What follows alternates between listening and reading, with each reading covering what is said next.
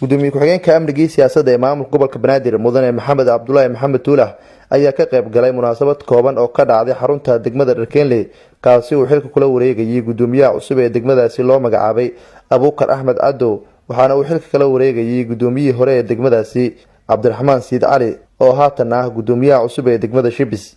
munaasabada xil wareejinta ah waxaa gobjoog ka ahaa qaybaha kala duwan ee bulshada, mas'uuliyiin ka socotay maamulka gobolka Banaadir iyo saraakiisha ciidamada amniga. gudoomiyaha hore ee degmada Dharkeenley Cabdiraxmaan Siid Cali oo ugu horeen munaasabadani ka hadlay waxa uu tilmaamay in shacabka degmada Dharkeenley ay yihiin kuwa u diyaarsan taageerada maamulkooda iyo sidoo kale in ay ka qayb qaataan sugidda nabadgelyada. maanta waxaan u joognaa degmada Dharkeenley in aan xilka ku wareejiyo walaalkayga Abuukar oo ah gudoomiye ku-xigeenkii hore ee siyaasadda ee wadajir.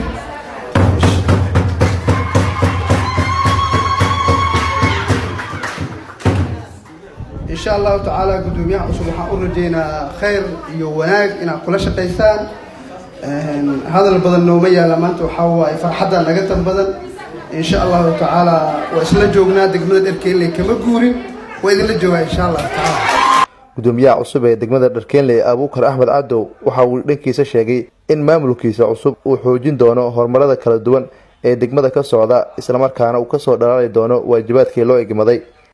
aadaan ugu faraxsanahay maanta inaan idin imaado isla markaasna ayadoo degmadeedii horeetay ay soo sugootiyeen ilaa degmada Dharkeenley inta ay keeneen ay iga laabteen.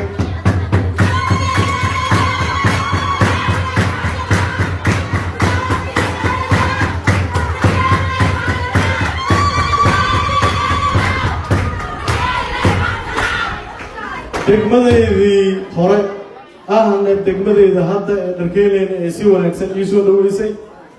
run ahaantii waxaan dareemayaa farxad weyn, waana ogahay inaanan dareemaynin qariibnimo ama qof ku cusub sababtoo ah dhammaan degmada bulshada ku nool waa asxaabteyda.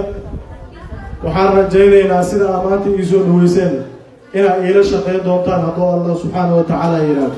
gudoomiye ku-xigeenka amniga siyaasadda ee maamulka gobolka Banaadir mudane Maxamed Cabdullaahi Maxamed Tuulax oo soo xiray munaasabadani waxa uu kula dardaarmay maamulka cusub ee loo magacaabay degmada Dharkeenley uu hogaaminayo gudoomiyaha degmadaasi Abuukar Axmed Cadow in la dardargeliyo barnaamijyada kala duwan ee lagu xoojinayo adeegyada aasaasiga ee bulshada iyo sidoo kale dib u soo celinta eebadii ay degmadu lahayd.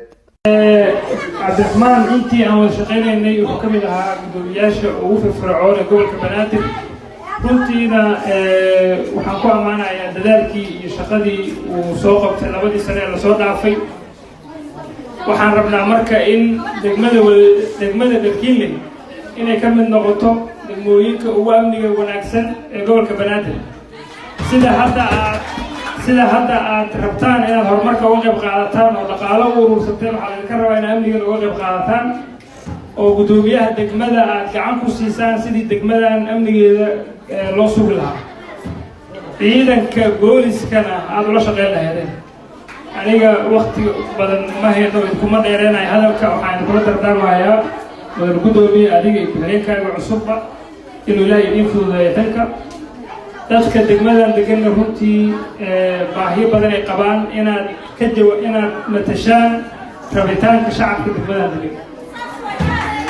waxa aad ku shaqeynaysaan ay noqoto rabitaanka dadka halka fadhiya ee maanta sida wanaagsan ku soo dhaweynaya. aad u mahadsantihiin odayaasha iyo doonada runtii mar walba garab taagan shacabka gobolka Banaadirna waan kaga mahadcelinaynaa wada shaqeyntiina. Assalaamu calaykum warahmatullaahi wabarakaatuh. Nuur Saciid Taaliil, warbaahinta qaranka Soomaaliyeed, magaalada Muqdisho.